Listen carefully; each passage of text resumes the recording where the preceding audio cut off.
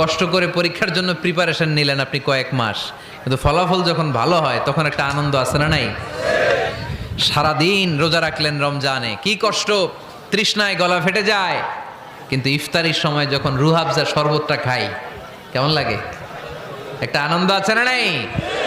এজন্য আল্লাহ বললেন فإن مع العسر يسرا إن مع العسر يسرا ও নবী, কষ্টের দিন মক্কায় অল্প কিছু দিন, মদিনাতে আনন্দের দিন অপেক্ষা করছে।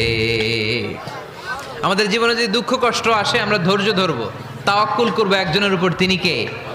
কারণ আমরা বিশ্বাস করি কষ্টের দিন এটা চিরকালের জন্য নয়, সামনে আনন্দের দিন আমাদের জন্য সেট করে রেখেছে কে? তাহলে আমরা সূরাতুল ইনশিরাহ থেকে 3টা নেয়ামতের বর্ণনা শুনলাম, বিশ্বনবীকে কি সান্ত্বনা দেয়া হলো সেটা শুনলাম। এবার 2টা গাইডলাইন শুনে তাফসীর আমরা শেষ